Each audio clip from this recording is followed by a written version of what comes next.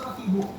Nag-issue na rin ng show cause order ang Land Transportation Office laban sa kanya. Jesse Cruza, ABS-CBN News. Dinodap ng dalawang lalaki ang isang paresan sa Rodriguez Rizal. Pinangay ng mga holdapper ang cellphone, pera at motorsiklo ng ilang customer. Yan ang CCTV Patrol ni Christopher Sitson, exclusive.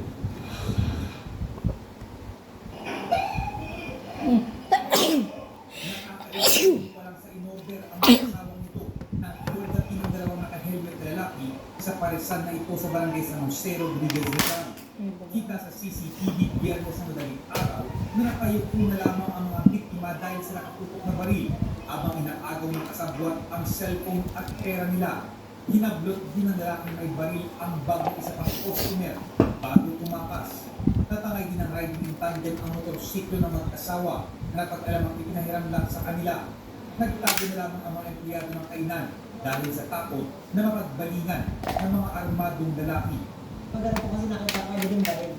Ang ginawa ko, tumakbo na naman ng siya mo. Nakabahan ka talaga eh. So, sobra talaga yung trauma na ano talaga. Pinako ko yung cellphone ko sa ilalim and then gumapang na ako papuntang sa iba.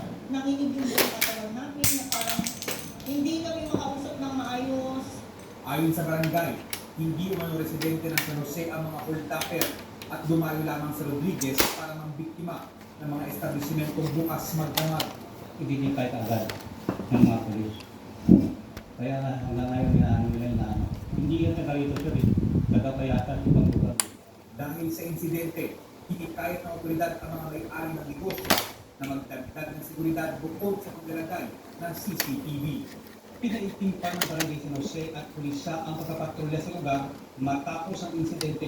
Patuloy naman ang follow-up operation ng Rodriguez PNP para mahuli ang mga suspect. Christopher Sitson, ABS-CBN.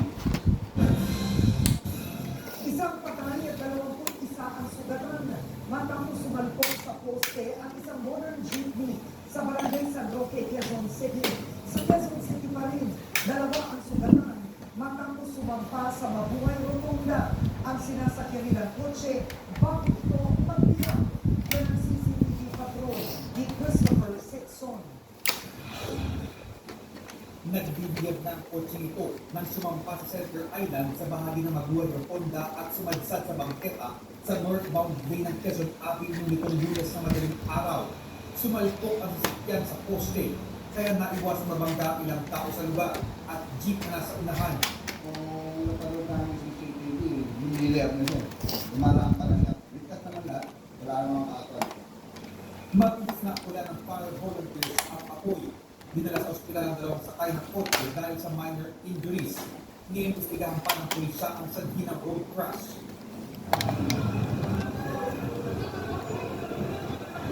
Sa barangay San Roque, Quezon City naman, tumaandaw ang isa sa mga pasahero ng modern jeepney na sumalpok sa poste sa Pituazon Boulevard, corner 15th Avenue, Linggo ng hapon. Ayon sa pulis, ang biktima ay nagtango ng matinding pinsala sa binti. 21 pa mga pasahero ang sugatan sa insidente.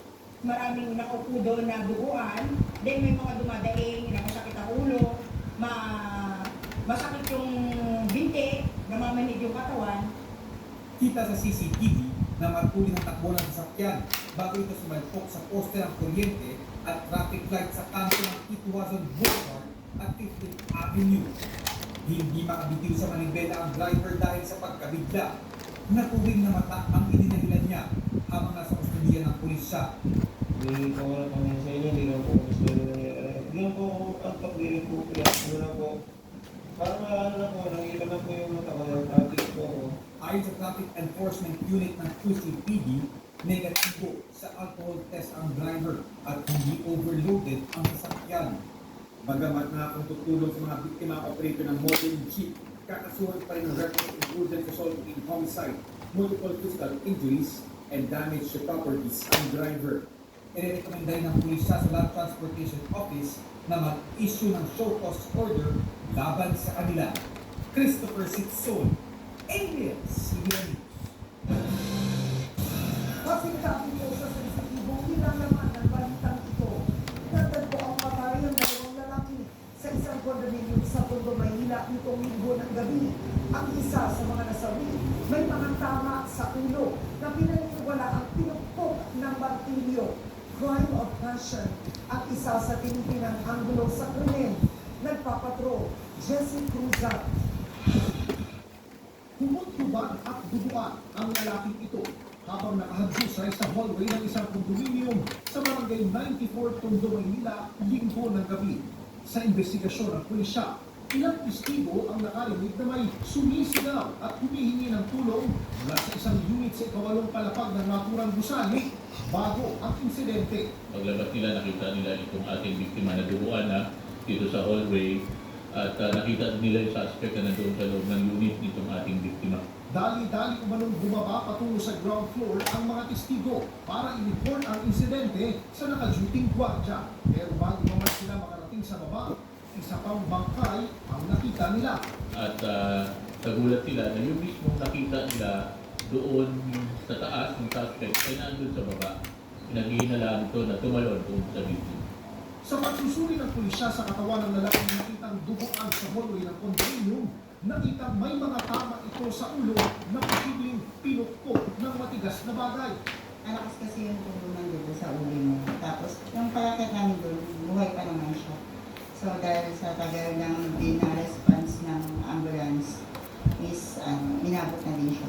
Mga 30 minutes po. Pagpasok ng mga otoridad sa unit ng biktima, tumambad sa kama ang isang martilyo na pinaniniwala ang ginamit na pamukpok sa biktima. Nalaman din natin na ating before, itong ating suspect ay nanghiram ng martilyo dito sa kanyang hipa.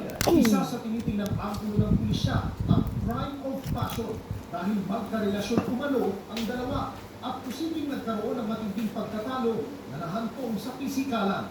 Tumanggi na humarap sa kamera ang mga kaanak ng biktima. Sinikap din ng ABS-CBN News na kunin ang panig ng pamunuan ng condominium pero hindi sila nagpaunlak ng panayam. Jessie Cruza, ABS-CBN News. Gagamitin na ang mga e-wallet platform para ipamahagi ang ayuda sa mga tsuper. Kasunod ito ng pagkamatay ng isang motorcycle taxi driver habang nasa hula ng ayuda.